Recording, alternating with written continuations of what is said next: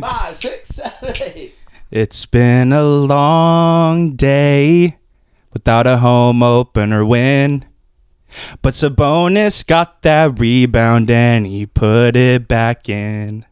And on the last play, Dennis got a stop for the team. And we gave Russell Westbrook his first ever beam. Let's go! Take it off, Martin. What you got? What you got under? What you got under? Show him. Show him. Show him. Are you kidding me? What do we got? The Brody special, baby! The Brody special! Come on! Best point guard of all time! Year 18. Year 18! Welcome Let's go, baby. back to the Kang Gang pod. This is the first win of the 2025-2026 season, and it happened at home, everyone. Oh, my goodness. Yes, our first home opener win since 2020. Yes. Wow. With And we didn't fans have in the building. Oh, Yes. We were there. Oh, my goodness. This is history. This is Golden One Center history that we just were a part of. And we had Russell Westbrook light the beam. Like I feel like that's a dream. Just seeing him push that button, put a purple beam in the sky. I feel like we're dreaming. He was having a wonderful time doing it too. He was the first one rushing over to the beam after the game. He wanted to do it bad. Oh, he did. Man, guys, Did we shorten the countdown? It was only from 5. I thought it was like 10, 9. I don't remember what Brody was tired. He probably told him. He was like, I need to get back in the locker room. You got to hurry this up, Scott. He's like, I got to prepare for Sunday. Exactly. That's a year 18 professional right there. Yeah. He's like, I don't have too much time to interact with the crowd. I got to get my body ready for the Lakers on Sunday. Oh, yeah. Because he hates that city Gotta so beat the much. Lakers for sure. Dude, Oh. guys, Christo and Trevor were in the building. Yes, we were. Tell the people about the atmosphere. me and Trevor were actually talking about this before we started because, to be honest, it was a little different. I don't know what was going on, but what I really think is, I think the sound people at the Golden One Center, they took a nap the first half. I'm saying wow. when Malik Monk scored, no Hamidi. When Zach LaVine scored, no Fiend. When Domantas Sabonis scored, no Domantas. It was just crickets? When we were on defense, when we needed to play good defense, they didn't put the beat so that the fans could say defense. The whole half, Wow. I was like, it feels like Utah has a huge advantage right now because it's like they're playing in the bubble because the fans don't, obviously we're cheering, but there's no synchronization throughout the whole Golden One Center, and that's when we're at our best. That's what makes this arena hard to win in. And the sound team just was not there in the first half. I'll say it right now. Trevor, do you agree with me, or what do you think? Yeah, it had been so long since. Well, I haven't been to a game in a little while since like Christmas time last year. So I forgot that we do the Domantas Sabonis chant. Like until the second half. Yeah. I heard that chant on TV. That was the only one I heard, but I didn't hear Fiend. I didn't hear the Malik Monk one. But the Sabonis one's probably all crowd, so you probably don't really need the music anyway. Yeah. But But that's the pretty defense, unfortunate that they don't even do the defense. Yeah, because dude, the first half it was basically crickets, and it was a weird environment. Like we had to find those little moments in the first half to get excited about, but normally when they hype up the crowd to give the chant, that's what provides that awesome atmosphere. And Do you think it's the NBA telling them that like you can't? No, seriously, like I don't know.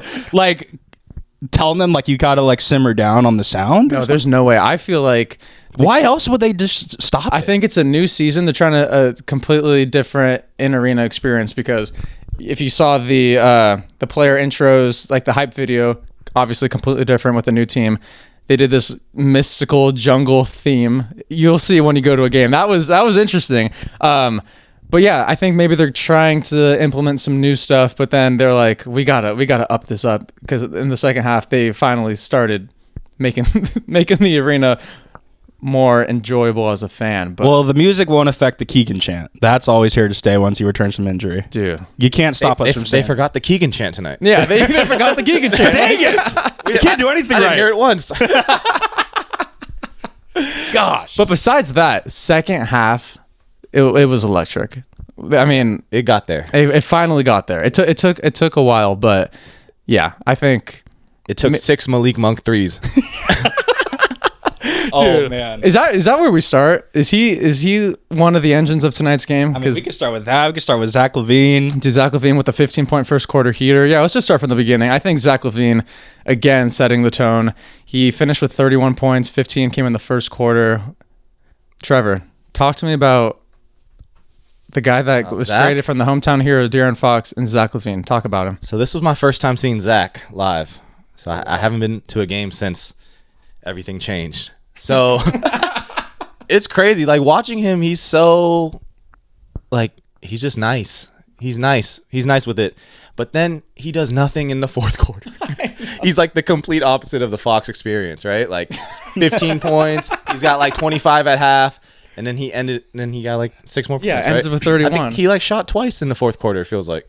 And it's funny because RT mentioned on the last episode that they showed a graphic saying that last season DeMar DeRozan and Zach LaVine were in like the top 8 of fourth quarter scorers last season. So it's interesting why he's getting off to a slow start in the second half. But first half, I mean, that guy is going absolutely crazy. And when he's going, I mean, no one can stop him. Yeah, it looks like he's finally comfortable in our offense. You know, obviously getting traded midseason to a new team is so tough. And I feel like the second half of last season, he was so passive. You know, he didn't want to hold the ball too much, and he was just kind of standing in the corner. But that first half is the most comfortable I've ever seen him in a Kings jersey.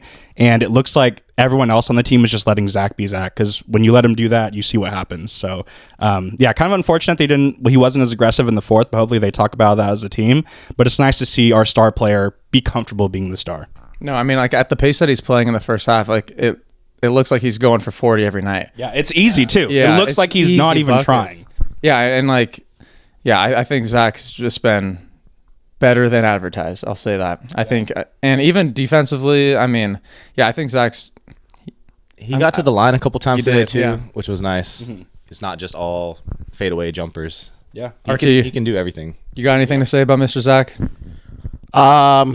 Yeah, I mean, it was a great game. I think when you saw, I mean, obviously he finished 4 for 9 from deep, and obviously I do still think that there are second half struggles a little bit from him, and I just want to see him be aggressive for an entire game, really, because he is capable of dropping 30. He had 31 and then tonight and then 30 on Wednesday, so he is capable of getting there. I just want to see him just take off and just really be aggressive for an entire 48 minutes and see him just be aggressive, because I felt like if he was more aggressive, the game would have been a lot more a comfortable win for us distance-wise, and I just don't think it would have been a lot closer than people think it would have been.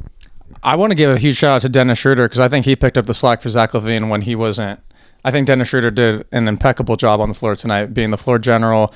I mean, taking the ball to the rim, pulling up for the middies. I think Dennis was... His drives were nice. Dude, he didn't care that the Utah has 3 7-footers out there. He's driving right by him and like making contested layups. I think Dennis Schroeder had a great game as well. Yeah. What do you guys think about how the Kings fought against the 3 7-footers in Utah? And like, obviously, not well. Yeah, like Sabonis obviously had a lot of trouble, and then even when the 3 were out, they bring in Yusuf Nurkic, who's also a huge body, who Sabonis was struggling with again tonight. But what did you guys think about how we matched up with them? I mean, I think going in the game, we kind of knew that was going to happen, right? Utah's a very big team. We're obviously thin at the front court. We didn't even know we were getting Sabonis, but even then, Sabonis isn't 100%. So I think we knew we were going to lose the rebounding battle.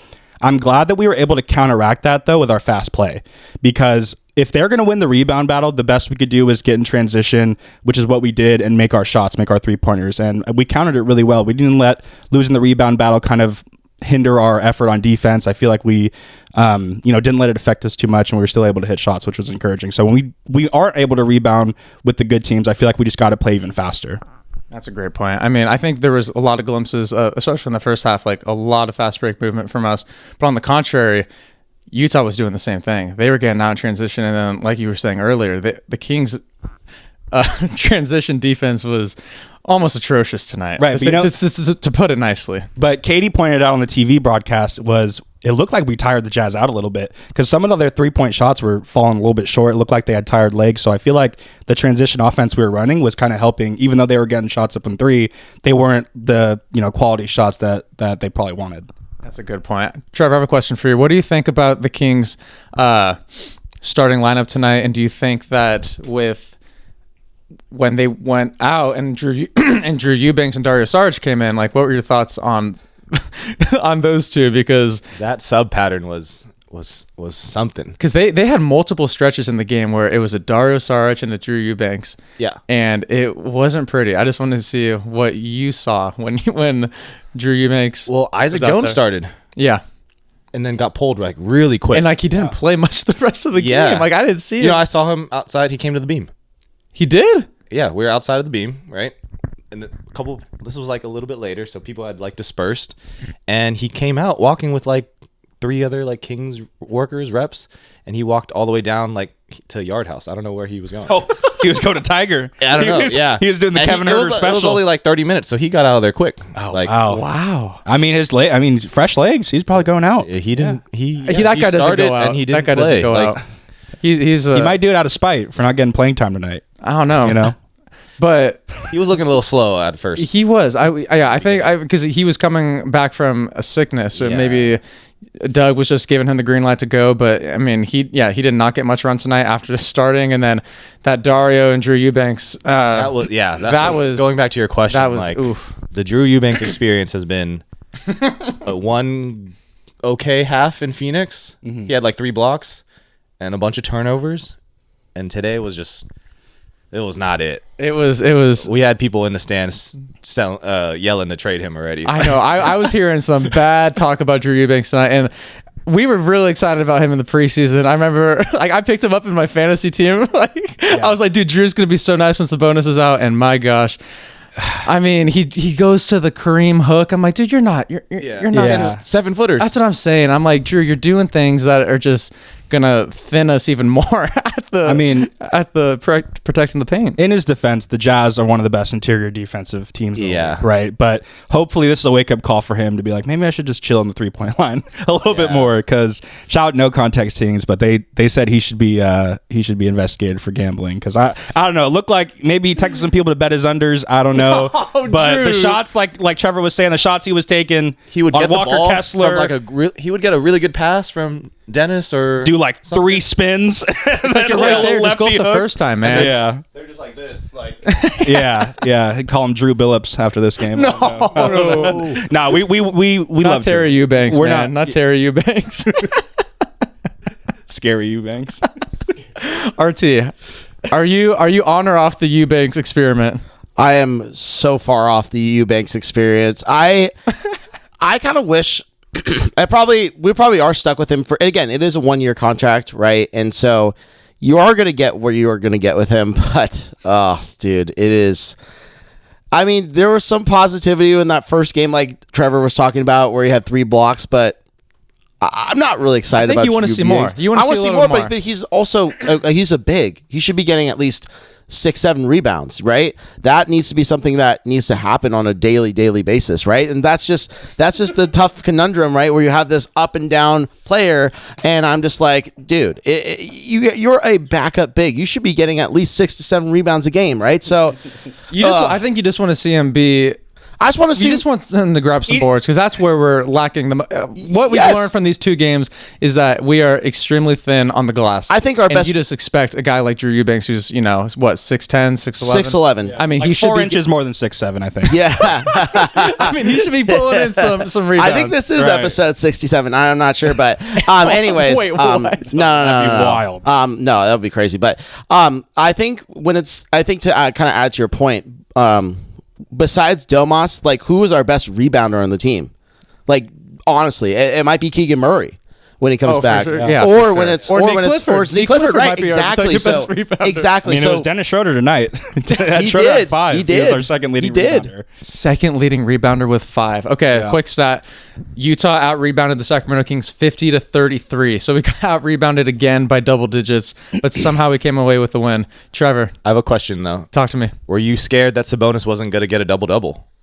Dude, I was nervous. He didn't have a rebound in the first quarter, I think. Like, Yeah. Really? yeah. Wow. It looked, yeah. I mean, obviously, he came back probably early from a hamstring injury. Yeah. So we probably weren't expecting him to be. It's just But it was just strange. 3 7-footers, man. I Like, It's a tough team to go he's against. battling with one, right? Yeah. And then And then you got Lowry behind and then another you. one gets it. Like another 7-footer comes and gets the rebound. Or, And then Nurkic comes in when those guys are tired, and you're like, dude, big body Nurkic going up against Sabonis. You're like, dude, Sabonis gets a pass today. I think we can all agree Sabonis gets a pass considering the opponent and the injury. well, I and the think- game winner. And the game winner. Yeah. You can't forget that. He gets the rebounding pass, but yeah. He did end up with 12, I think. Yeah. 12 rebounds. So. He only had 1 assist tonight, but hey, we're not going to talk bad about Sabonis because that guy gave us the win tonight. Nah, yeah. Somehow, some way. No even though- Sabonis slander on this pod. No, not a chance. We love that guy. Shouts out Ones by Sabonis. Go get your $185 bottle of wine right now on onesbysabonis.com. But anyways, the fact that he was able to pull down a rebound when there's a screenshot. Did you guys see it? Where there's the white 7-footers behind Sabonis, and he somehow grabs it and gets the bunny at the end. But How many times have we seen that? Like the game against Miami where Yeah, Sabonis just gets a tip-in game winner or a second chance point game winner, and he's the last player on the court to give up on a play. That's just what you want out of your star player. the Kings crowd, when they announced the starting 5, when they said Sabonis' name, they erupted. Oh yeah, We- that was the loudest it was in the first half. I feel like that. no, it okay, really- that it and really- then it when was. Malik checked in. Yes, those are the 2 biggest moments. But yeah, I think Or the Malik halftime three-pointer. The buzzer beater. Yeah, Oh, yeah, dude, that- That was sick. so. There was obviously some highlights, but the sound system guys, they needed to wake up to feed off of that. But yeah, I think the fan base knows how much Sabonis means to this franchise, and he is the cornerstone. You do expect, obviously, the most out of Sabonis every single night, and even when he's coming back from a hamstring injury, he still finds a way to impact the game tremendously. And I think this will probably be one of Sabonis' worst games that we'll see from him all season, Yeah. because just going off of his track record, this was a bad statistical game for him normally. Absolutely. But our guard stepped up. That's what we needed. We needed self-creation. Sabonis is such a hub for us, right? He makes shots easier for so many people. But when he's not facilitating, we need our guys, Levine and Monk, to step up. And that's what they did. No, they really did. Since Nick Clifford was out with the hamstring, I don't know what's going on with these hamstrings with our Kings, but since Nick Clifford was out, we were expecting Keon Ellis to get a little bit more run. What did you guys think with Doug's decision to not play Keon at all in the 4th, but give him like a good amount of run? What did you guys see from Keon Ellis tonight? Well, he got 4 more minutes than last game. Okay, so From we finished 13 with to 17. 17. Okay. And I don't know what he hit a 3, of course, Right away. Right Like, away. first play, yeah. I don't know what he ended up with, but 4 points, Oh, yeah, he 3 missed a free rebounds, throw. 1 assist. yeah. But it's just the, But he got the 3 steals, right? 3 steals. Yeah. yeah. It's tough because they don't really have like a guard, like a star guard that he needs to guard, right? That's a good point. So it's all just like Laurie, basically. So, but it's just nice having him out there. Like there was a lineup with Keon, Malik, DeRozan, Levine, and Sabonis. I like that lineup. And even though we were even scoreless though- in the first 7 minutes, or Yeah. they went on a 7-0 run, but they were still it was still I fun don't, to it watch. just felt like comfortable, even though that's the lineup that we ended last season with that had no point guard, and we were like, we need a point guard. But It's just such a small lineup. like 4 guards and a power forward, technically. Right. Like, Right. I think it's just hard to play Keon when Monk and Levine are having nights like that. It's so hard to throw him in there because your team is so small, right? If you have Monk, Keon, and Levine as your 3, that's just a small lineup going out there. But obviously, we see his value in his limited amount of minutes. I don't know if people saw, but Matt George is, saying that we don't know how the Kings really value Keon, and maybe the fans are, have a heightened kind of opinion on him versus what the team values him as, which is kind of tough. But I mean, he's making the most out of his minutes, still with those 3 steals, 3 key steals too, during the game. Yeah. But I think it's just hard with the way our roster is constructed, and the fact that Keon's not a true point guard kind of limits the ability for Doug to play him. No, I know. I think Doug is going to be battling that constant logjam all season long. But the fact that Matt George was saying that the franchise thinks that maybe the local guy was just hyping up the Keon Ellis's performance for the fan base. I don't know. I think the fan base is pretty smart. I think when Keon is out there, we have a better chance. Archie, did you have something you wanted to say? I saw you pulling up something. Yeah, I did. So it's funny you guys mentioned lineups, right, with Keon Ellis in there, but I don't know if any of you saw the Zodiac GM thing. So basically, it's kind of like this like good end thing. So people were saying Schroeder, Ellis, Levine, Murray, Sabonis. So no DeRozan, and this would be a lineup that has a synergy of A-. So, which would work out, right? So I mean, like if Keon Ellis is in your lineup, right? Like might as well just put him in there and see what it works because. Is that their Zodiac sign? Yeah, it's the Zodiac GM. okay. Yeah, It's based off of their astronomical wild. energy. Yeah. That's So a good the stars five. are aligned. yeah. Oh Wow. yeah, because it just works. So it's Jeez. like, hey, you know what? If it works, it works. Give it a shot. Well, I want to see clearly some Vivek lineup. doesn't believe in astrology. Then. I mean, come on now. So that's I don't know. I don't know. I think Doug is going to have a really tough time finding ways to play. I mean, just because like every single night, either Levine, DeRozan, or Monk are going to be one of our guards, or Schroeder are going to be one of the guards that are going to have a decent Westbrook. night. Or Westbrook. We just You have can only too play many 5 guys. people at a time. Yeah, that's the important part. Is you can only play 5 people at a time. Whoever's cooking needs to be out there. But I mean, it's still encouraging the fact that in his limited minutes, he's still able to provide energy. And I think Russell Westbrook's a good example of that. It's like you might not get 20, 25 minutes every night, but the minutes you are out there can really impact winning. And I think that's what Keon needs to kind of have his mindset fixed on instead of getting 30, 35 minutes a game. No, yeah, that's a good point. I think Trevor also made a good point that, Utah, I mean, their star guard for tonight is Keontae George. They're not going to throw Keon to stop, no offense to Keontae George, but they're not going to make a substitution and put Keon to guard him. But on Sunday, you might have to make a decision to try and put a guy like Keon for maybe an Austin Reeves or a Luka. I mean, obviously Luka's way bigger, but we'll get into that Laker conversation later in the evening. But we're just gonna enjoy this win. Even right this now. game, like DeMar had a subpar game, game, right? So you would think Keon could take those minutes, but you're not gonna not have DeMar out there in the fourth especially quarter. in the clutch in the fourth. Yeah. Like you're like, he only DeMar had 7 points, 3 of 9, so he only took 9 shots, and he had 6 assists or 5 assists still, that's been 2 games of good assists, so that's good. But I don't know the last time DeMar hasn't scored 10 points, double digits in a game. Yeah, there's probably a stat on that. It's probably because he doesn't get injured either, so I don't think he leaves games. So Yeah. I don't That's know. the experience with the offensive only players. Like when they're not hitting shots, the right thing to do is just Well, he take wasn't them even out. taking shots. He took 9 shots. Like, he got everyone else involved. But you would think that if a guy like DeMar is not hitting, maybe that would be the opportunity to bring Keon in. But Doug made some right moves because we ended up winning the game. But I will say this: in the fourth quarter, when we had Drew and Saric, and at the end, I was getting worried. I'm like, dude, what are we doing? 6 minutes now? left in the fourth. He takes Sabonis out. And Monk or something. It was Takes Sabonis out, I know. Yeah, it was him for sure. But then I forgot who else came out, and I just saw Sabonis standing I think DeMar on the too, bench, maybe, and I was like, I hope he's like maybe just gonna tie his shoe real quick and come back in. But then like 3 minutes we're approaching, I'm like, you still got Drew Eubanks who's been having a bad game. Like we need our cornerstone in the game right now. Yeah, That's when the Jazz went up by 4, right? Or the This is when it was just.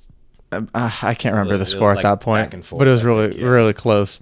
Yeah, I think the Westbrook edition really limits, obviously, Ellis's playing time too. It has to. And just shout out Brody. Well, do we want to talk about Brody now? I mean, let's get into yeah, it. let's get 4 some Brody assists, talk. 4 assists as our backup point guard coming off the bench, which is pretty damn good. No, let's talk about the good with Brody first. Yeah, the 4 assists was huge. There were some key moments with defensively guarding a much bigger guy with Lauri Markkanen. There were some good defensive possessions. Pushing the pace was great. He was looking to get his own when he drove to the basket. I mean, he just knows when there's 28 seconds left. He's like, I'm going to get the 2-for-1 right now. Like that was huge. And then obviously he's not the greatest offensive player at this point in time, but he's not going to make every shot, but that's totally fine. But I mean, he hit a huge 3 in that fourth quarter Yeah, too, he did. Yeah, which he was did. huge, and that 3 makes a big difference. And honestly, that kind of kept them in this game That too. kept the momentum going. It did. For sure. I think the Russ, like the Westbrook 3, like it also just like deflates the team, like in another team, right? And it energizes the crowd for sure. Like when he hit that 3, it was like, actually, anytime he did anything, That's what I was going to say. there was an energy in the arena, and I was thinking about it too. I was like talking to my friends that I was at the game with, like, we have an MVP that there's not a lot of people on the MVP list. Like, we've had good players come through, Vince Carter, like even DeMar, right? But they're not. MVP is a different level of a achievement. So the fact that he is here, whatever, in the twilight of his career, is still cool. It's great, and it's still cool to see. And he's still obviously like impactful. Like, just being out there feels comfortable having him take the ball up whenever he's in there, even though it also feels like he could do something crazy, like turn the ball over. You're ready for anything when he gets the ball. Yeah, You're like, but what's going to happen? But you cheer for him. Like, I needed him to get like a putback like jam or something, like to just energize the crowd. I was waiting for that, but the three was good. He has an aura and an energy that just uplifts not just the fans, but everyone on the court with him. And I feel like that just gives our young guys so much confidence. So more minutes for Brody. He's everyone's favorite teammate too. Yep. Don't forget that. Yeah, I'm loving the Russell Westbrook experiment. I'm so glad we have him. I think our second unit the fan needs it, base dude. loves him too. Our second unit needs it. How many times last year did we talk about our second unit losing us games, right? Now we look forward to having guys off our bench come off our bench, and look what he's doing with Monk. That's like, not saying, Monk's big game was because of Russ, but it couldn't have hurt, right? Having a guy like that, a former MVP, in your ear constantly on the bench, uplifting you and telling you you're a bucket and giving you confidence. Like, I feel like it's just going to help us throughout the season. And, he's also a great teammate, too. I think after the Sabonis game winner, he had a quote where he was, because that was Sabonis was Russ's rookie when he had his MVP season. And his quote was, I was like a proud vet, seeing him get that game winning bucket. That was my rookie. And, that is something I think that veteran is still there, and he's giving that energy to that experience too. And I think that really shows that Russell is here for this team and really is pushing not only just the veterans on this team, but also the young guys as well. So he's one of those guys that is very accountable. We see Russell Westbrook be in front of a team huddle at the end of practices with DeMar, and seeing him hold others accountable, holding Sabonis and then the rest of their team accountable. I think this is it's a fun signing for Westbrook, and you know what? Like, let's just enjoy it. Obviously, did he have a good game? Sure. Did he have some moments where it was like, oh no? But that's the part where you just have to substitute some good and some bad and just enjoy the ride. So that's what we signed up for. He's like the team's Master Splinter. You know what I mean? Like, he's just, everyone else are Ninja Turtles, right? Everyone's just listening to him. I mean, it's true. It's true. He's the wisdom. He's the wisdom on the team. And as much as we love DeMar, I know they're the same age, Russ is obviously a much more vocal leader, right? DeMar kind of leads by example. He's going to get his.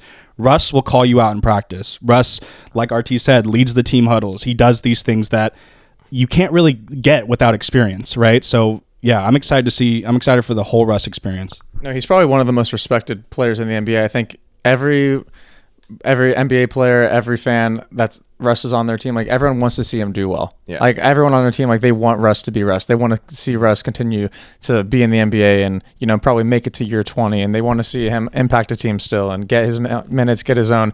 And the fan base, this is the best city for him to play for right now. Yeah. I mean, Jason Anderson asked him, is this going to be your last season? And he gave the Russ meme. He gave the meme back. He's like, not a chance. Hell no. He's like, you guys only signed me for 1 year, but I'll be back. I'll be back. I'll be back for year 2. I'm gonna retire here. I mean, Sacramento. Once we're title contenders, he doesn't want his jersey up there. But so far, what I've seen from Russell Westbrook is that he's just excited to be here. Yeah. And as a fan base in Sacramento, you'll take anyone that's excited to be here. Yes. And we But got to him have an MVP, a guy that averaged a triple-double. Dude, the first triple-double, or first Russell Westbrook triple-double. Well, that's a tongue twister. In a Kings uniform. Let's pray it happens at least once this season. Is going to go crazy. We need it. And then after that last possession, he just comes and hugs Dennis after that huge stop. And then Sabonis is screaming, flexing. It just looks like he fits right into the energy that we need. And the fact that we gave him a beam, his first game in Golden One Center, first regular season game in Golden One Center, we gave Brody a beam. It's just the energy is given right back to him. Hey, and Brody gave us that beam too. He did. Brody's energy. Without him, it doesn't happen. It doesn't. Brody's energy lit that beam up. I don't even think they needed electrical. I think it was just all Brody. He put his hand on it, and with the power of Brody's energy, gave us light. Shouts out Westbrook Enterprises for lighting that beam tonight. Man, yeah. So, well, let's not forget too. Like, he just got here. Like, he's literally was on his couch Saturday.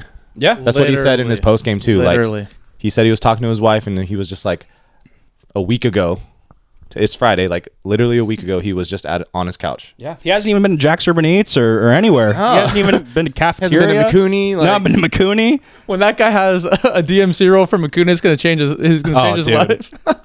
His speed is going to be like +3. I think he's just gonna keep learning too, like how to work with these players. I think like Good point. it's still very obvious. I feel like there's a couple times where we're on a fast break, we get like a steal or a deflection, and like it's still a little bit like disorganized. We don't know where For sure. who's in the corner. Keegan's not in the corner because he's not there. It's like Isaac Jones instead, and like that's And not then, the like same. Levine is cutting to the Levine basket. is like throw yeah, the like, alley-oop it's just- late. yeah. Yeah. Oh, we have no lob threats right now. That's what I'm missing. The Malik, I mean, we had one. We just didn't play him tonight, and his name rhymes with the Schmillen Schmardwell. He's a pretty good lob threat, but yeah, Doug didn't want to play him tonight. He said he wanted to play Schmario Schmarich, but no, Trevor, great you point. weren't on the pod last time to talk about his minutes. Yeah, man. I know, but Got your wish. Hey, yeah, we needed you, Dylan. We needed you, but we got the dub without him. But yeah, shout out Dylan Cardwell, even though he didn't play tonight. I would have wanted to see Dylan Cardwell out there when With these 7-footers, yeah. When Drew Eubanks was dropping the ball as many times as he did. Yeah. Dylan, Just go in and give him an elbow. You know what I mean? Like if you're not going to play him at all, at least come in and Get some fouls. Do I a don't dirty know. play. I don't know. we need a guy just to go out there and just like waste all 6 fouls. Yes. Why not, man? Yes. Man, but I think we have to give a shout out to Utah. I mean, we were talking pretty highly of them going into the game, but seeing it in person, that's a good young team. It's a man. great young Yeah. team. They And Ace gotta- Bailey hasn't even scratched the surface yet. Oh, I took a chance with him on my fantasy team. Bunch of zeros so far. Oh, for sure. Yeah. I mean, if we drafted him before preseason and preseason counted, we would have loved it. That's what But I yeah. was banking on. Yeah. Yeah, For the- I had to drop him. don't- But I'm looking at the long term here, not just fantasy term. I think Ace Bailey is going to be a really good player for this team. And yeah, you had Sensabaugh, Keontae George, Walter Clayton. everybody, He looks man. good out there too. RT, that's RT's boy right there. They used to Walter go to grade Clayton looks school. really good. He looks really poised too. He made some tough. He made a lot of open threes. He had a couple step back threes, and he just looked comfortable. This is going to be a tough team, and they didn't have Isaiah Collier tonight too. So yeah, I mean that's a guy that is also going to distribute the ball to those people too. So once they are fully healthy, this Jazz team I think could really they're not an off night for anybody in this league, and I think that is scary because I mean they just blew out the Clippers on opening night on Wednesday. And then obviously the Clippers bounce back in a way, but the Jazz are going to be a tough task, and we are going to see them again soon, and I think they will be better than they were when we first played them. And shout out Will Hardy. That dude is a coach. I know you were saying you saw him doing dynamic warm-ups before the game. He was doing some sprints. He was doing some high knees. I'm like, you're coaching, man. Yeah. like 35, right? Like, Yeah, he's young, young. dude. He looks like Laurie's younger brother. But the way you just see him on the sideline, you know, when he's not stretching and doing all that, he's just in his player's ear all the time, giving him confidence. Like I saw like Sensabaugh miss a shot and he was just going to the bench. He's like, you're all right. Like keep your head up. So Will Hardy makes it hard for the other teams. But he's a good coach. Best of luck to the Jazz and the Jazz fans this season. As someone who, or as fans of a team that's a bunch of old guys, it's probably nice to have a team of promising young guys right now. Yeah, Jazz have a great fan base too. Yeah, we love the they're Jazz not. fan They're base. definitely. They're going to be a tough out any night now, especially at home. Oh, for sure. I have a friend that's a big Jazz fan. Her name is Kate. Met her through the vintage Instagram world. She's incredible at what she Active does. on the comments. She's basically what I do for the Kings. She does for Utah. So we have a very a lot of come to a similarities. Kings there. game. She said she messaged me after the game. I mean, we kind of banter whenever it's a Kings Jazz matchup, and she was saying. She just messaged me after the game. She said GG's, but then she said when the Kings play over there on November 28th, she's hosting a trivia night with the Jazz at the arena. I'm like, we're basically living the same life, but a different. Oh man, So that's it's not at crazy. the arena. So we might have to go. We might have to do a little roadie to Utah. I mean, Jeez. let's go. Honestly, man, let's go to Vivint Home Arena. Let's go hang out with Kate. day after Thanksgiving. One more thing about her, she is so into the vintage game. She has like all the player worn jerseys. Trevor, I know you're gonna like this. She has all the vintage player worn jerseys, and then she ended up getting the old Utah Jazz mascots van, and it's all decked out all wrapped with Utah Jazz logo, like a full wrap of Utah Jazz, and she has it in her possession. And I said, once you get it all fixed up, we're gonna come to Utah and we're gonna do for the Kings Utah game, and we'll do a pod in the Utah Jazz van. That would be legendary. She drives from Utah to Sacramento, Or to she watch could a come game. here, yeah. Or we go there, yeah. So I'll send you her Instagram after, because it's pretty awesome. So shouts out Utah. Yeah. One last thing about the Jazz: those jerseys are super nice. Oh my, yeah. They might have the best jersey pack in the league, I think. the jersey pack, yeah, 'cause Yeah. they have no misses. this Yeah. year. No misses. I didn't like that black and neon green one they had in the past. So I'm glad that one's just gone. said Utah. I don't like that one. I'm glad that one's gone. But I will say this one more thing on Utah. We took note. We took note. That's their slogan. Take note. We took note. On what? It's like take note. That's their slogan. Gotcha. But Music note. yes. Come on, guys. Jazz. Jazz. Utah, known for their jazz, right? Utah. All right, let's talk about Malik. Oh, Malik. Hamadi Skim Bamba. We didn't hear that once tonight.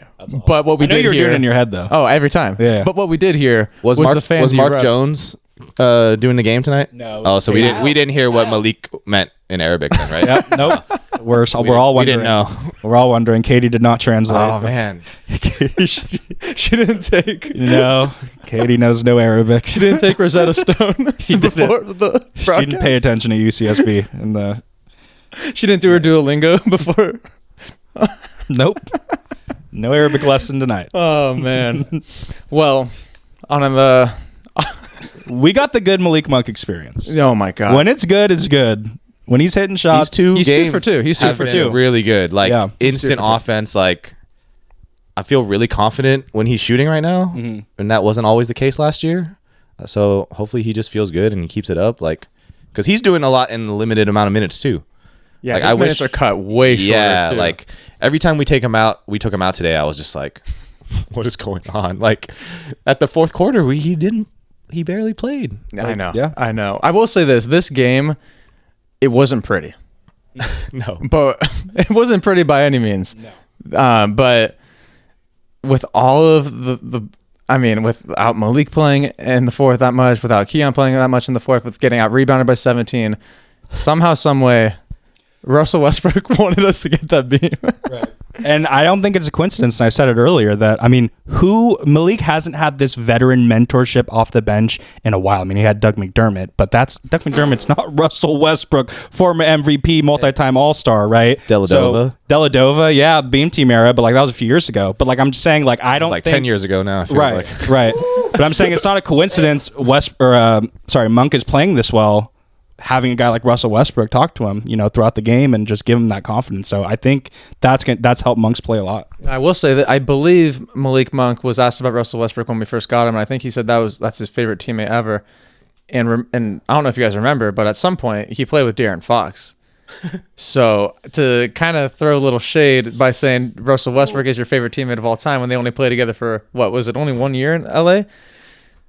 I mean, Malik threw a lob to Keon tonight, and Keon almost got it. It was a little high, but it just made me miss the Monk Fox connection. The Fox Kentucky connection. Yeah, Fox wanted to be a snake and slither on out of here, but it's all good. and now Monk stayed. Now San Antonio might not even need Fox right now with the way Stephon Castle and Dylan Harper are playing, but that's a conversation for another day. But yeah, I think Malik. I mean, he definitely. Well, Malik He's is been proven. such a good teammate to his teammates, but I think Westbrook can be that person for Malik now. Yeah. Giving him energy that Malik usually gives everyone else. That's a great point. Russ is you don't have to just be the guy by yourself, right? Yeah. I can come in, be that spark, because I feel like we were so reliant on Monk to be that spark for our second unit, where it was if he was off, our second unit was cooked. Yeah. Well, Unless Monk- Keon was making threes, Yeah. right? And Monk played the best when Davion came in with him Right. as the secondary ball handler, where it wasn't just Malik, right? So That's a I good think point. having Westbrook also you have to kind of guard Westbrook, and then Malik can just kind of roam and then take a three or do something. I'm missing some pick and rolls with Malik, and he barely played with Sabonis tonight. Every time Malik came in, it was Drew Eubanks and Saric, and they took Sabonis out. I don't know if this was just because maybe with the minutes and his hamstring, but Sabonis used to play the whole first quarter. Every time, yeah. Right? So then Malik would come in, and then he would run that second unit. Now Sabonis sat at the 6 minute mark, and then they had Drew Eubanks and Saric, and Malik come in. I think you're right. I think it probably was maybe like a minutes And thing. and then Zach played the whole, I think, fourth maybe. Or not whole first. Yeah, Like, so, kinda yeah. ran that second unit. So I would don't think know. it was because of the hamstring, probably. Hopefully, 'cause I think- Sabonis needs to be playing. Like- Well, he did in preseason. He was playing basically the whole first quarter. So I think maybe just since he's kind of came back early, maybe they're probably just taking it easy on him. Hopefully. I think- Because Doug and Sabonis got that connection unlocked. So, Oh yeah. yeah. but yeah, I think going forward, I think when Malik and Sabonis do get those minutes, that's just going to elevate them both, because Sabonis obviously was lacking a little bit in the scoring department, and I think Malik helps get that number up for him, and vice versa with Malik. But yeah, Drew Eubanks and Sarge, man, I don't know. Where's JaVale McGee? Where's JaVale McGee? Is it too late to sign give me the JaVale lob McGee? threat. That guy has his own talk show now. Get JaVale in a jersey. Like, we don't run any pick and rolls right now. Yeah, that's dude. I don't know why. Like, That yeah. I mean, our offense does look a little. Sabonis is like not getting the ball. I mean, I will say this. I was so not invested into this game until Malik Monk hit that third quarter buzzer, because our offense looked so putrid against, and I mean, credit to Utah. Like, Utah's a good defense. Like we said earlier, they have a bunch of 7-footers, but dude, the offense is starting to concern me with just how our offensive bigs are playing. If we are not hitting shots, yikes. Imagine a world where Zach LaVine doesn't score 15 points in the first quarter. Oh, or 25 we would lose points by in the first half. 6, or we would lose by 8. Yeah. So I mean, I just think It's just You brutal. want to know what the hilarious thing is? Oh no. Dario Saric led our team in plus minus. Granted, he played 16 minutes. Is he the new plus minus He was merchant? plus 17 for the game. Oh my That- god. okay, that's merchant. Let's merchant not work right there. categorize Sark, because Eubanks played Dude. like he was Chauncey I know. I just like Billups' to pair him because it's like Chauncey funny. Billups' best friend. But God, dude. Sarge didn't have a great game, but he didn't have a Drew Eubanks bad game. Oh, all right. God. So No, Sarge, he hit That's that just a little funny stat Did there. Sarge hit a 3 tonight? I Yeah, think he did. Okay, because that got me hyped. Because I'm like, Sarge's stat line wasn't that bad for playing 16 minutes. I mean, two rebounds, 2 assists.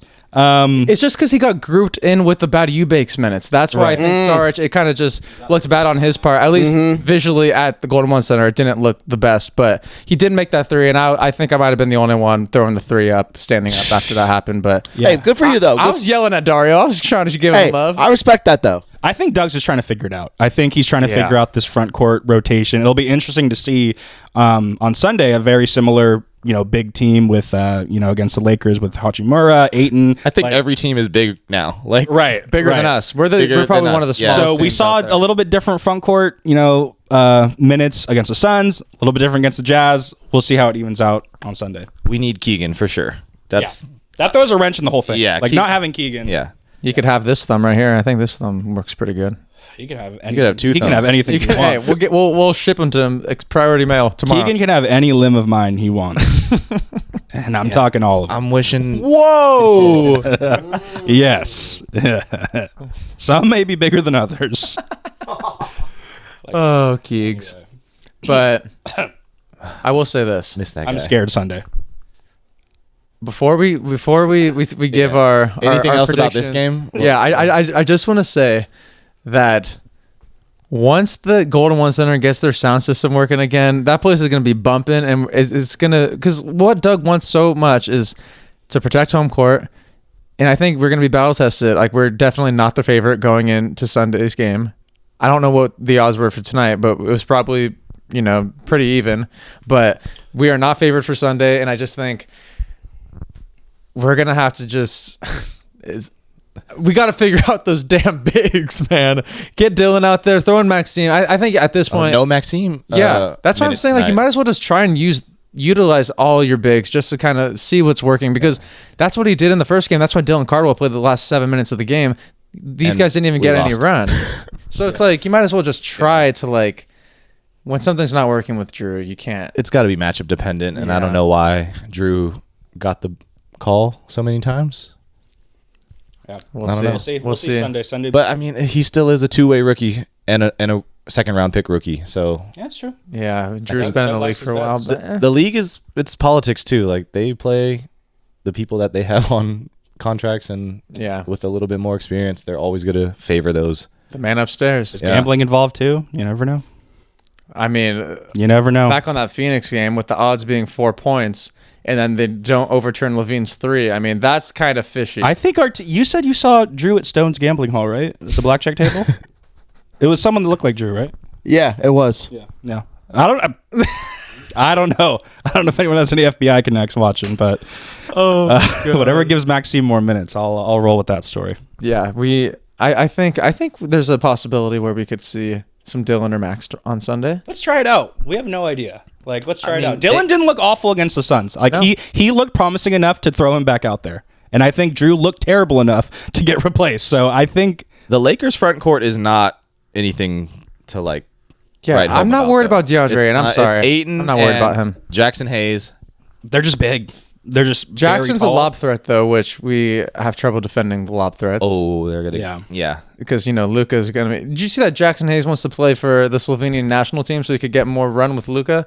Really? Yes, really. Unfortunately, that is a fact that he said that. But I think Yeah. we're gonna have trouble if Jackson Hayes gets. I mean, I haven't really been watching Jackson Hayes tape too much, but I know when he's on the floor, he basically is just dunking the ball from Yeah. alley-oops. So we're gonna have trouble guarding that. But I think maybe Maxime or Dylan could potentially be a better defensive matchup for Jackson specifically. DeAndre, Sabonis got that.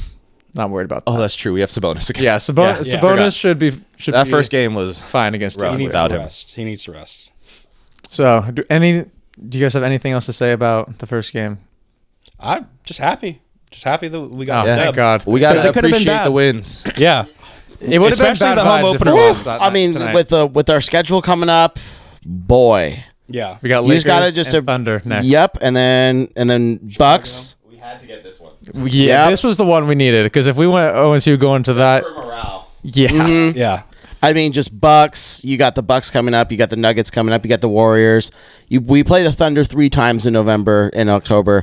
We play the Timberwolves 3 times. We play the Nuggets 3 times. Good Lord, like, and Yeah. then we These play the are Bucks. very important wins just to get the- just to get the morale up, because like. I will say this at the beginning of the year, I don't think there's going to be a whole lot of wins. And I'm just going to be honest. I know I came here and said at the beginning like 4-1, which was the easy part of the schedule. But then outside of those 5 games after that, my God, like We'll do a it's a November, gauntlet. It's a November hell. It's November hell, pretty much. Like the schedule God said, no, you're basically going to stake in November and in December, and you will be sellers at the deadline. That is the script that they were giving the Kings. So I'm hoping the Kings somehow rewrite the script, but with that schedule, I don't know. Happy for the win tonight, but definitely an ugly win. I think we can all agree it wasn't the prettiest win. We got to rebound better. Even though the Jazz missed a lot of shots, I feel like we can improve on defense still. Because if we play our next 5 games like we did against the Jazz, I think we're going to be 0-5. I really do think we need to play better. We can't rely on our 3-point shots consistently. We need to figure out a way to rebound. There's nobody. We're not getting Hakeem Olajuwon or Dennis Rodman to, go back in time and play for us. Like, we got to figure it out. And, we just got a team rebound. If we don't have any guys other than Sabonis to be out there, we got to figure out how to team rebound. Everyone needs to find a body. Because, like RT said, the schedule gets really tough. And not only the rebounding, we got to figure out our defense on the opposing team's fast breaks because it was bunnies. Right. I mean, it's not How many even times did you Easter see the time. Jazz on the fast break and they just throw a lob or an alley-oop to Lowry or Walker Kessler because no one was guarding the paint? Or You know just what I like a lob pass and a wide open layup on a fast break. It was Exactly. just like that happened too many times. There was a lot of DeMar getting blown by. mean? Right. For Yes. sure. That can't happen. And that's gonna happen. He's also playing a 4. He's Right. playing the 4 right Yeah. now. Like, It happened to Levine a few times too. And he's Yeah. not tying his shoes. That doesn't help. Get him Can't run for with- cutting with- purposes. Yeah. You got to get Velcro Yeah. straps or something like Levine's bowling shoes. defense has been good though. Like, solid. He's staying in front. He had a big block. Block at the very end. Lori didn't think it was a block, that's for sure. Yeah, but we all It counts as a it block counts in as a the block. statute. Yep, it does. He had a big stop in that fourth quarter. He had a clutch stop, and obviously his defense has improved. I mean, Katie Hunter said it on the broadcast tonight that Zach LaVine and Doug Christie have been working really hard over this past offseason to really improve his defense, and I think it's something that if you see Zach LaVine continue to improve while he's giving you 15 points in that first quarter, and then somehow just, if I'm okay with the fact that if he's not being aggressive in the fourth quarter offensively, if he shows that he's capable defensively, he can stay on the floor. That's, I think, is something that will keep him on this game. And if he continues to be defensively invested in games and not hunted on defensive sides of the ball by perimeter guys, like I said, Austin Reeves on Sunday, might enjoy that matchup, or Luka, but I think if that's going to be the big thing going into Sunday, if he can slow down Luka or Reeves, that's going to be huge for us. That's a great point. We're going to be playing a lot better teams than the Utah Jazz, but it's definitely encouraging. You know what I mean? Like, it's encouraging seeing LaVine give effort. All our guards played great defense. I think Malik had some blocks. He had the best stop of the game when I texted you. That was the best defensive play of the game, and then obviously Dennis on the last play. But our guards stepped up. They just got to do it against better teams now. If they could just guard the way that they did when during those bright spots, but also help out the team rebounding. Yeah, the rebounding is part of defense. So. Yeah, right. So we didn't even talk about the last play. Yeah, the defensive stop from Dennis. Like, Dennis, huge. It was huge, but it also just felt like, thank God we got, like, if they made that, like, because Sabonis missed the free throw too. Yeah, Sabonis missed the and one. Also, his jumper looks terrible. Yeah, dude. I don't think he should have switched. I like the slow shot. The slow shot all preseason. I was just like, it's ugly. The slow shot was the free throw was. I'm gonna blame it on the hamstring. It was so short, and so it's like. It's definitely he had no legs to get it up. I was so hyped when we heard that whistle on the and one, and then I forgot. Like yeah. Then after he missed, I'm like, here we go again. Now they don't have to make a three; they could make a two. Laurie could drive to the basket, get fouled. I'm like, this is perfect. Yeah. But then Schroeder put on the Germany jersey underneath the Kings jersey. He locked in on defense and he got us the win. Yeah. So they were trying to get it to Laurie too, Westbrook but Westbrook had the deny on Laurie, and so I think that that forced George into a really tough shot, and Schroeder just stood pat, didn't fall for the pump fake, and they put beautiful. They put Keon out there too, just for that last. Yeah, that last. Like finally, Keon got a little bit more. After the minutes, but like we were saying, bad teams find a way to lose. Good teams find a way to win. I'm not saying you got to win the ugly games, but we haven't had an ugly win in a long time. Right. We didn't get there were so many ugly games that we would lose at the very end so many times last year. It's nice to finally be on the other side, especially the first home opener. That was really special. Yeah. But let's move on to the Lakers, because like you'd have to do in the NBA, you can't get too high, too low, because they play shortly after. So Luka Doncic is on an absolute tear. What was it, 43 in the first game, 49 in the second game? Yep. Dude, unreal. I didn't see any highlights from this game, the last game, obviously, but just seeing 49 points, you're like, well, he plays us next when he's on this heater. Against two very good defensive teams in the Warriors and the Wolves. And both those teams, the whole league knows who's trying to score on that Lakers offense without a LeBron James, and they still can't do anything to stop him. So I'm very scared about what Luka is going to do with us on Sunday. Obviously, I'm hopeful, but with the way he's scoring the ball, it's scary to think he's going to drop anything less than 50. Yeah. Well, like he had 40 in just 3 quarters, right? In the preseason game against us, something like that, 30 something. I don't know. Yeah. We had Neek Clifford guarding him, and now we don't even have Neek. Right. So good point. Who do you want to see guard Luka Doncic to start the game? Because Luka's playing the whole first quarter. Starting lineup, who do you think we're gonna have guarding him? Not DeRozan, not Schroeder, not Schroeder. I don't think LaVine's gonna be guarding him. Keon doesn't really guard bigger guys that well. That's like the one. That's like downfall on Keon's defense. But I mean, you can't fault him on that. Like, and there's nothing you could do. I mean, no one could guard Luka, but but we don't even have like a guy that like should be on him. It might just have to be LaVine to start, but it might have to be the anyone score but Luka type double. Defense, right? Just blitz everything. I'm fine with that. Which Doug is known to do, right? Yeah. Doug's known to get the ball to the best player's hands, and I'll take a Vanderbilt corner 3 over Luka. ISOing DeRozan or ISOing LaVine. So I think that's the team defense that we talked about that we're going to have to deploy. I really hope we don't see a Gabe Vincent masterclass against us, because that guy sometimes he tears it up against us. He could shoot the 3. I don't think Luka's the only guy we have to worry about though. That's the issue, because for some reason these role players on the Lakers always play good against us. Always. So Austin Reeves loves cooking us. Rui Hachimura loves cooking us, like especially with how thin we are now. I think Rui Rui is on big game. He could have a good game. He had a better game tonight, I think. He played much better. Stats, Austin Reeves has an insane whistle. Dude, I hate how his whistle is he's insane. getting, like a Devin Booker like whistle. How many free throws did Luka shoot tonight? I feel like that's probably like. I was looking during the game tonight. The Jazz didn't shoot that many free throws. We didn't actually either. There wasn't a lot of fouls like called. Yeah, it was a weird. It was just bad transition defense. No pressure. So, but the Lakers are gonna shoot. Oh damn, Luka had a lot. 16 for 19. 16 for 19 free throws. See, that means he's gonna get 22 against us. Right. So 49-point triple double. Yeah. Woof. Well. Yeah, without Keegan Murray on the floor, I mean, obviously Keegan would be taking that matchup, but that's what Jaden McDaniel's guarding you. Yeah. Ooh. Yeah. I mean, it's gonna be. But it's gonna be tough. You never know. Like Luka, I mean, he could score 30. He could have an off night and score 30. Yeah. So, but Westbrook. Yeah, we're gonna throw Westbrook on him. Yeah. I don't know. I don't want to predict Luka anything about Bryce Sensabaugh. I'll tell you that right now. He's not. So is it funny that Westbrook was like technically on Utah, and then just remember? Yeah. I forgot what it was. I think it was before Denver, right? Denver, right? And then he got a. He was just hanging out in Utah, and he's like, "I'm not playing here." Yeah. It was nice seeing Kevin Love on the Utah Jazz bench today. Yeah. Did you see that he posted that crazy photo of Chauncey and Terry, and then Dame commented. Dame got him to take it down. That was crazy. Yeah, like they didn't con people out of millions. Like, you know what I mean? know. Like, I don't know. But yeah, but back on the Laker game. We could use Kevin Love. Yeah, we could. Honestly, Yeah. He would start for us. Honestly, Dude, he would be our starting four right now. Honestly, yeah. Wow. He could rebound. Hopefully, maybe. I don't know. Oh, yeah, can we buy him out? I saw DeAndre Jordan just got picked up by the Pelicans, and I was like, I saw it on Twitter, and they were that showing would've been highlights great with for us. Paul Pierce and Kevin Garnett. Oh, really? That he was playing against.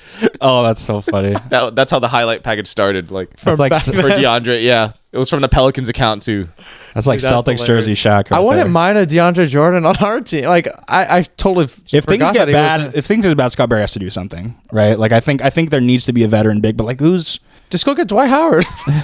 Go get Dwight Howard. and JaVale McGee. yeah. Bring him back. Bring him back. At this point, like you just gotta find bodies that are willing to just make it tough on the opposing big men to just make it physical on the boards at least because, man, having Valanciunas that was nice for that short stint, but Yeah, but I think the style that we were trying to play right now, Valanciunas doesn't fit. yeah, not quick like enough. they want to run now. Yeah. Which is Drew why could run. we have Drew Eubanks, but He could run and he could run out the gym. I'll tell you that. He could run out to the gym, back to the hotel, and go to sleep because that's probably what he's going to do. Stop in a Red Hot Casino first. Then he's going to play a couple hands and then run to the Kimpton. But I think we got to play small and fast against the Lakers because obviously We have no choice. we want to clown Ayton, but he's still 7 foot tall and That guy is- he's a mobile big. He's a mobile big as cheeks as he is with his touch. When he hits his shots, right? And his midi is superior. right. And sometimes they'll deploy a Vanderbilt, Rui, Ayton lineup, and I'm just having nightmares of us trying to guard that pick and roll with Drew Eubanks and Dario Saric. I'm sorry. I'm having nightmares thinking of a Luka and Rui pick and roll with Saric just with his hands in his pockets. You know what I mean? So it's going to be tough. We're going to have to shoot better than we did tonight, which is scary to think about. We're going to have big games from not just Monk and Levine, DeRozan's going to need a big game. We're gonna everybody. need some mid-range. I think Because- DeRozan wakes up for these games. I think it's going to be a 140, 150 plus scoring matchup. And we just need to outscore them. We're not going to be able to stop them from scoring. We need to be able to outscore. Our offense does not look like we can score in the 140s right now. What did we score in the Suns game? 116? 116. I mean, We had 70 at half though. Yeah. And then 71. 71 and then didn't. and we only had 49, Yeah. I think, at the half. And Yeah. I was like, dude, And we were on fire in the first half. I know. So, Can you pull up how many threes we made, RT? I think we made 14, I think. 14 14 threes? tonight? Okay, that's pretty good. I mean, that's good for the Kings because normally we're at the 7-8 range. Yeah. If we can hold the Lakers under 120, that would be a huge accomplishment. With the way they're getting shots up right now, Yeah. that would be a huge accomplishment. I will say this: JJ knows how to coach against the Kings. When JJ had AD, finally broke the streak of losses Oh, that's against true. Sabonis. So Sabonis. JJ knows how to coach against us. Well, you were talking about the in-game arena sound. I don't think there's a bigger game where we're going to need it when 80% of the fans are going to be Laker fans. That's a so huge point. they got to figure that out by Sunday. No, seriously. I know we keep talking about this, but that's like a serious issue. Yes. Because that's what makes the Golden One Center and the Kings, like, it's hard to play it because of what the energy that we're. It was all feeding Kings off of. fans tonight, but Yeah. come Sunday, we all know what it's like when the Lakers come to town. It's not fun. They come out from the shadows and take over the arena. It's not so fun we sitting need in that. Section 104 when the Lakers fans are in a sea of Abe yellow. Romero, if you're Exactly. listening to this, you don't want the smoke. Who? Abe. Oh, He's a Shoreline Mafia. he's a Shout out, diehard Abe. Laker fan. He's also a Shoreline Mafia fan too. yeah. Sounds like a bandwagon to me, but Major They bandwagon. all are. Yeah, we don't like LA. Hey, Dodgers lost though. They're a poverty team. Poverty team. We don't like LA. No money on that team. No money. Poverty. that team does not have deep pockets. I'll tell you that. Nah, their owner doesn't like to spend. I don't know. Yeah. I don't know. They have really cheap food there at the arena too. I heard those nacho bowls are like $5. I always see them with the big hot dogs, the big long hot dogs. Some big dog, some street Big dogs. Yeah. Big long dogs. The Otani dogs. Otani dogs. Well, Tough schedule coming up. Lakers. Lakers, Gotta Thunder, beat the Lakers. Bulls. We'll take it one game at a time, but Game at a time. I would love to prove us wrong, Yes. to be proven wrong by our team, Yeah. and win against the Lakers. That If would be we special. beat the Lakers Sunday, I still think they're beatable right now. I think I truly believe that too. They, I truly they had a believe bounce it. back game tonight against a good Wolves team, though. So that is impressive. and they played the Warriors. They lost very to the tough. Warriors. But they played them very tough. And the up Warriors until, look really good right now. yeah, So yeah. Did the Warriors win again tonight? no, they they lost. lost. But they played a back to back already, which Yeah, is crazy. I know. Mhm. So no Al Horford. He's not playing back to backs. I'm glad the Warriors got a loss in there. Yeah. I don't want them to get too high. Dude, they early on look in the really good. season. I know. Yeah. This week has been so good for basketball. Like I've So just many been watching crazy these scoring crazy outputs. games, and I'm like, oh, the Kings. We are nowhere close to these teams right now. These double OT Thunder games with the Nugget or with Rockets and the Pacers, even without Tyrese and Yeah. Nuggets The Warriors Pacers last night. really Like surprised me. Like I'm like, dude, they're just as good. They're just as good without. it was game 8. It was game 8 of the finals. I know. Yeah, I mean the NBA scoring output recently with the 55 point from SGA, and then 50 points from Eric Gordon. dude, yeah, Aaron Gordon was insane. dude, the 10 for 11. That was The wild. 10 for 11.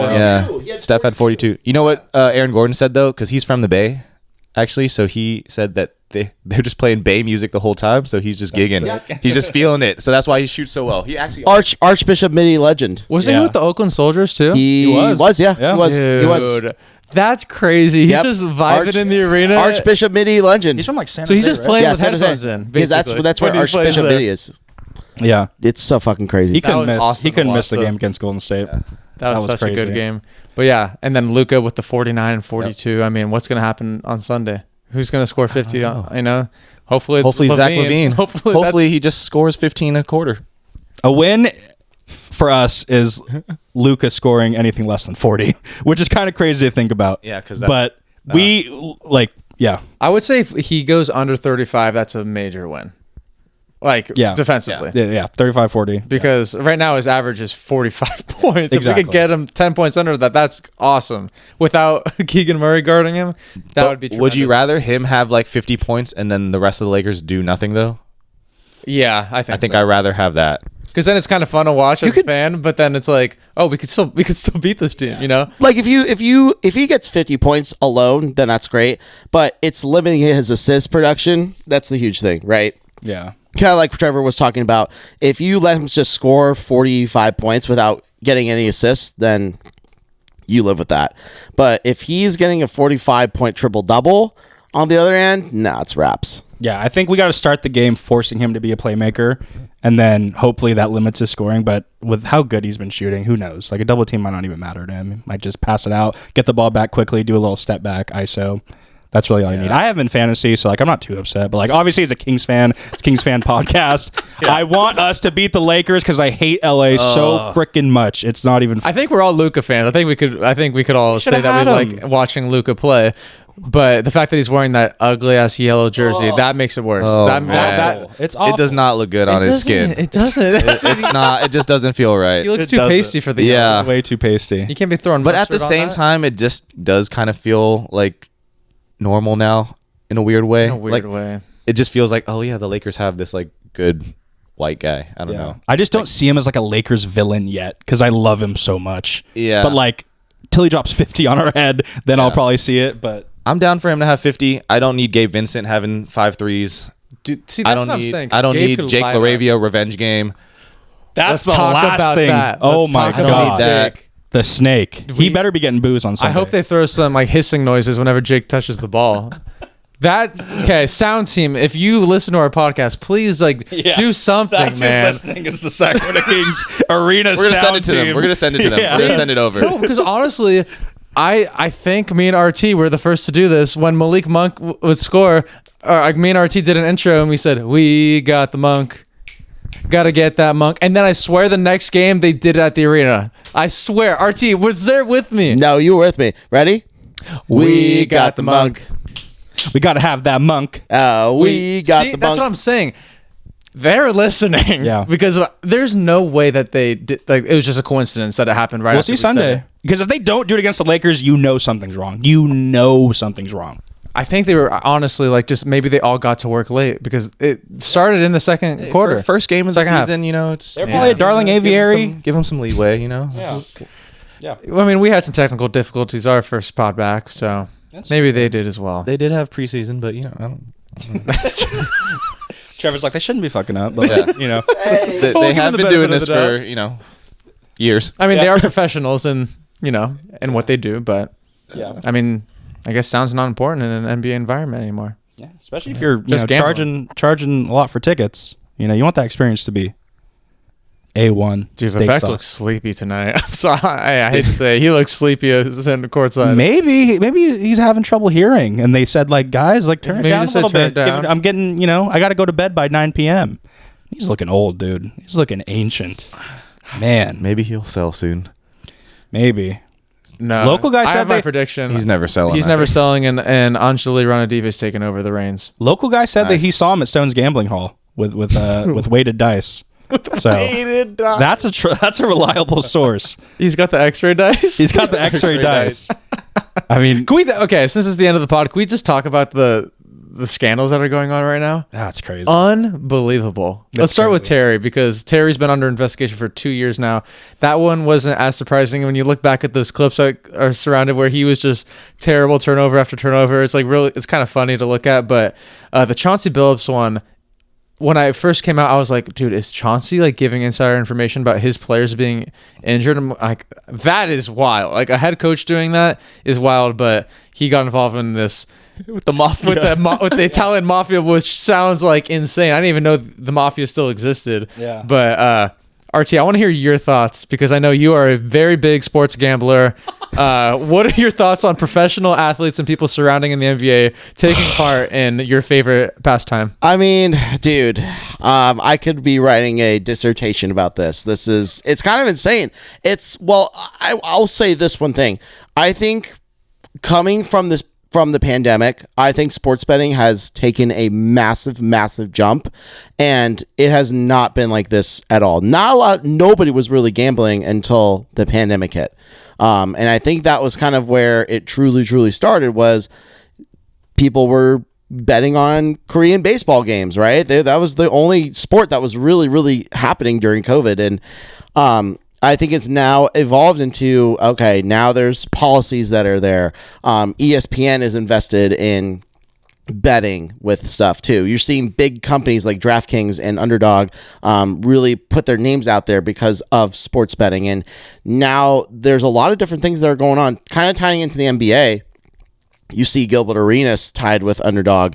You see a lot of these other people that are tied in, right? So See Shaq and Shaq's and there. Chuck. Shaq and Chuck. They're doing they're doing FanDuel. There's right? 50 different gambling websites right now. There is. Absolutely. There is. It's actually pretty crazy. It's insane. Yeah. And I think the biggest thing that really ties it down to is, and now athletes are even getting involved too, right? And that's the issue. So Josh Hart, for example, is talking about NFL parlays. and LeBron does his picks And too. LeBron, Kevin Durant does his So- picks. So, I mean, you want to kind of talk about just stuff. I mean, I wouldn't be surprised if Donovan Mitchell came out with some stuff too. So, I mean, with how he talks about Oh, with other football. sports Oh. and with baseball and I football. was like, what do you know about Donovan Mitchell? Donovan Mitchell? Well, Donovan Mitchell was a pitcher. I was like, RT's the whistleblower to the FBI. RT knows all everyone who's involved. Dude, I wish, man. All right, can I ask you this? Pablo, I'm not Pablo Torre. That's That's all All right, I have a funny question for you all. I want to hear all your guys' opinion on this. So since this investigation has been going on for like 3-4 years, they said, and at first, when it first came out, there was like 3 people involved, and now there's like 30 involved. So the number of professional athletes and people surrounded by the NBA are getting caught. A year from now, 2 years from now, there's probably going to be more names in the NBA. Who do you think out of the current NBA? Drew Eubanks. Like, He started today. yeah. Actually, he saw the news and was like, oh, I should get in on this. like it's a great time. They're not Terry gonna, made they're how not gonna much? think I They're never did. going to suspect it now. Yeah, who's gonna suspect Yeah. Drew Eubanks? Too much time. There's too much attention on it, so it's the perfect Oh time. my god. But that being said, this podcast brought to you by Underdog. Oh yeah, no, I guarantee you, once we hit 5,000 subscribers, you'll see my face on like or like better picks. Yeah, FanDuel, exactly. Underdog. They're saying now Adam Silver is getting asked to speak in front of Congress because they think this is like a big thing in the is. NBA. It's massive. But It's I huge. think that's the Terry Rozier thing. Is like the NBA said they were investigating him in 2023 and then cleared him of all wrongdoings, and then the FBI come out and they're like, nah, there's a lot of They're like, wrongdoing. nah, he's Nah, messing shit up. he- So it's like it's one of these busted. things where Adam Silver's gonna have to come up and be like, all right, we need to reevaluate, or maybe they're not giving as much information as possible because you know how much betting FanDuel and DraftKings, how much money they give to the NBA. a lot. So there's probably a lot of information that Adam Silver is withholding. That the FBI, I mean, if they ask him to speak in front of Congress, that's a big deal. That means there's information they don't think Adam Silver's being completely clear about. So yeah, we'll see what names are going to come up. I have no idea who, but I think they said it on the Inside NBA. There's a lot of nervous people. Yeah, in the NBA right that's now. why I brought it up because I'm like, who do you like? Hopefully, no one on the Kings. Like, dude, that would be heartbreaking. Yeah. Imagine. If there was a Kings player over the past like 10 years, who do you think it was? Trevor Ariza. But he's also we also traded him at the deadline. Like he was barely a King. Well, okay, I wouldn't be surprised, though. It needs to be someone from 2020 on. 2020 on.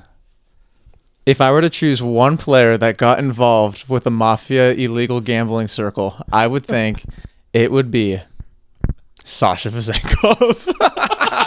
And he brought his money back overseas. Yeah. All his winnings. So it's worth more over there. That's why he dipped. I'll go on a limb and say Justin James. Oh, you're going. I just think he just has that look about it. Yeah, the okay. low-key guys, two-way contract guys. Yeah, I'll say Justin James. Okay, what about you, RT? I'm gonna say, I think we're all angels on this thing. Nobody. Good. That should be the answer. Very mature. Obviously, we're joking, by the way. Yeah. Sasha. Don't get mad at me. Sasha, Please come back. Sasha. We need a 4. We do. Sasha's unsubscribing right now. Sasha's unsubscribed. Oh, Sasha. Trevor, who do you think? One person that's involved in the gambling ring. Trevor's gonna have a mythical poll right here. I don't know. Maybe like Orlando Robinson. I actually want to change my answer. That's actually a really good answer. I might change mine. I want to change mine, and I actually I believe his name will probably come out. Hassan Whiteside. Oh. He's played for Miami. He's played in the big markets. I don't know, Jim. Hey, listen. He's not. I mean, we've all seen him. He's not like the smartest guy. He you know what I spent mean? some time out. He spent some time He out. spent some time out. I actually have a legit answer too. Tristan Thompson. Dude, that would be. Dude, that I would think be- that. I think that. I Imagine think. I cheating think that. money. on the I think that's- I Kardashians think and that's a- cheating on your profession. Like, Yeah. it doesn't get much worse Well, than and that. that's an easy cop out answer because like Tristan Thompson is Tristan You Thompson, could be like, I was going through a lot of bad things at home. I try to find my escape. and then he's just like, oh man, and then I joined the Kings, and then I got into a gambling addiction, Oh man, and that's how it all ended. that's a great point. Dude. Yeah, but I honestly do think there's going to be way more. I mean, it sucks to say, but there's a good chance there's more NBA players that might have. But it sounds I like have another Terry one, too. Rozier's thing was like he was in gambling debt. So my theory is that like whoever he owed money to was probably threatening him in like a really serious manner where he's like, well, I don't want anyone around me potentially, say hypothetically, we're talking like this is a movie. Like say like, oh, like I'm going to go after your family or something, right? That's what they And did he's with like, Jonte Porter. See? They so that's why I'm threatened saying him. like, yeah. okay, I have to forfeit my career because I don't want other people to go down for my mistake, Mm-hmm. So Dude, I just really hope, like, imagine, like, LaMelo Ball got in on it. Oh, he would be. No, I'm just saying, like, with the Hornets, because, like, during that time when it was going down, that Hornets team He was playing street ball. had a bunch of buffoons on that team. You know what I mean? Like, had a bunch of boys that were just having a fun time, you know? You know who actually would be another person, too, and I would not be surprised if he was caught investing in gambling? 3, 2, 1. James Marvin Bagley. Bouknight. Oh. Marvin Bagley. That would be the cherry on top of Marvin Bagley's career. And Coach Bagley was his bookie. He was running illegal blackjack games at Coach Bagley's house. I shelled in high school. Marcus Bagley was the security. Oh my God, the Bagley family. Oh wow, that would be awful. Dude, if we could clip this 3 years from now, if Bagley goes under for that, oh my God. Oh, Wow. It's gonna make our draft pick look a lot worse from that year. Luke is in the Hall of Fame. Marvin Bagley gets sentenced to 35 years in prison. Oh man. Shout out Ben McLemore. Man, we have a lot of unfortunate. Oh, okay. So I was on the TV and KCRA3 was on, and then it showed they were talking about obviously the sports betting scandal because it was so massive when it came out. And then Damon Jones was involved, and they put him up on the screen in a Kings jersey. Yeah. I'm like, don't. They want to make it. They want to make it about us so I'm bad. like, don't. I'm like, don't. Like, just no. Yeah, he's been on like 10 different teams. I'm like he was barely here. Like, barely don't here. do that. Like, Oh. don't do that. But he was the only one that was involved in the poker games, and the player was on the player side. yeah, he was double dipping. He was double That's dipping. what was like the connecting Yeah. piece. He might be one of the the ringleaders. And he's got some connects to LeBron too, so he might know some info and rat some people out. Dude. Yeah, they said like it's basically LeBron without saying LeBron, right? In those articles or those documents or whatever. So You know, it'd be crazy. But LeBron, it's also just LeBron saying like as a friend, just like, yo, I'm not playing tonight or something. Like, I don't think like he's not like selling that information. No. It sounds like It's like once that is said to a friend, Damon Jones, then Damon Jones goes and. But I thought it was like Damon Jones. Wait, because wasn't Damon Jones the assistant coach when LeBron? Because they were talking about during the Lakers, right? So Damon Jones was like part of the coaching staff. So they probably just have access to the medical records. And they obviously know before everyone else when someone's going to be playing or not. So then he's like, oh, LeBron's not going to play. The odds are this. Yeah. Hey, bet on the other team. LeBron's not. Right, which is a big no-no, obviously. Which is the NBA tells you. so crazy to do. But Yeah. don't put him in the Kings jersey on the KCRA3. Come on. It's crazy. It's been a crazy first week of the NBA. It really has in multiple different facets. And we've only scratched the surface. Yeah. Is the crazy. Could you imagine if like that was our coach, Dude. and like we had to have like Tiago Splitter be our head coach? Like we play one Woodson game, takes our over first already. game of the season, and then I don't know, Mike Woodson come. Yeah, Dude. Yeah. Yeah, I feel obviously for the Portland fans because that team's got a very bright future in it. yeah. And Chauncey was very, very, very loved in the NBA. Hopefully he's innocent, but they obviously he's not like proven guilty yet. Yeah, but innocent until proven guilty. So, but also we don't it's know. like- but if the FBI don't mess around. Like if They they're don't coming speak on it unless if they're they coming know. to arrest you, like they have something. Yeah. and they've been collecting evidence for 4 years, just waiting, and then they get it all, and then they all disperse in 11 different states and arrest everyone at the same time. Like that, dude. Yeah. Like FBI, like dude, don't stay away. The Stay Netflix away. documentary that comes out about this is going to be cinema. Yeah, Like, we're it's watching gonna it be together. We're all gonna watch it insane. together. Like, Next season, the starting five is gonna be crazy. imagine the starting five with Chauncey, It's like Chauncey Terry, Billups. The poker five. Damon Jones. It's just a reenactment of their gambling days. You're telling me season 3 of starting five is Jonte Porter, Terry Rozier, Chauncey Billups, Damon Jones, and Drew Eubanks? Are you Netflix would kidding do me? it. Netflix would do it. They would. Oh, It's gonna be my big. God. It's gonna be big. That was an amazing episode, guys. That was great. Yeah, thank you for having me. Thank you Oh, for having. Trevor. I just I hopped in can't here. believe we didn't even. We didn't even do an intro. Do an intro. I just hopped in here. Hey, we could put it at the front. We'll put it at the front. Let's do it at the front. We could just do. I think it's funnier if I'm just here.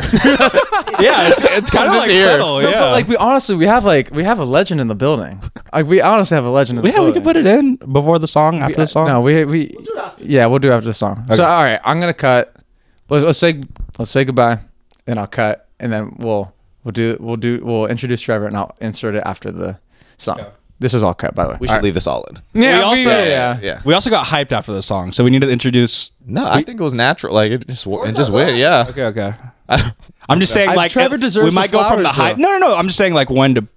Oh no, yeah. After the hype, after we settle down. Yeah. So let's and then we sit down. Because that way we're like all hyped, and then it's like now we're introducing Like, Trevor. guys, we got Trevor like talking how did about they the get calm so quickly? Like, it'll be fine. We'll It'll leave be it. fine. You can watch it back and see. I just see got what we it got needs. Trevor deserves. I'm Trevor not deserves saying it. not to introduce him. No, I'm saying it out loud to myself. Oh, okay. I'm trying to figure out how I'm gonna make it work. Yeah. Guys, we have a very special guest on today's episode. We got Trevor Takamoto in the building. He's from Sacramento. He lives currently in LA. One of the biggest Kings fans out there. Me and him talk about the Kings basically almost. I mean, especially when the season's starting. We're talking basketball all the time. I'm holding it down in LA for the Kings fans. Let's He's go. rocking, dude. What he like? This guy's drip is insane. He's like the Malik Monk of the LA area when it comes to Sacramento Kings gear. I mean, when you need someone to hold it down, we got Trevor Takamoto taking care of the SoCal residents for us. Trevor is a choreographer. He is a top tier choreographer for many different genres of music, but especially hip hop. He definitely if you're in the dance team, we were talking about the Kings dance team, and yeah. I would just They say need this. Trevor. That's all I gotta say. I would say this: like, if they had the opportunity to meet Trevor, they'd probably be bowing down. Like that's the type of level that Trevor is in this space. So They don't deserve him. Trevor deserves all the flowers. Just some accolades, Grammys. You were at the you Performed at the Grammys. performed I at the don't have a Grammys. Grammy. performed. Can you imagine? Can you tell us who was performing when you were up I on danced with stage? BTS at the Grammys in 2023. And weren't you on and at the SoFi Stadium as well, right? Yeah, I've done a couple things with BTS and various K-pop groups and Insane. other artists over Like that's here. probably like, that's the biggest mic drop right That's there. top tier. BTS is one of the biggest biggest boy bands in the entire world right now. Trevor, if you don't mind gassing yourself up, can you just give just to give the audience they need to know. Can you just give a little highlight tape of your accomplishments? If I know it's asking a lot. I'm gonna but- do head spins right here. Like, no. On here, high Oh, right now. I mean, my name's Trevor. I grew up in Sacramento, Elk Grove specifically, my whole life. Kings fan since the very beginning.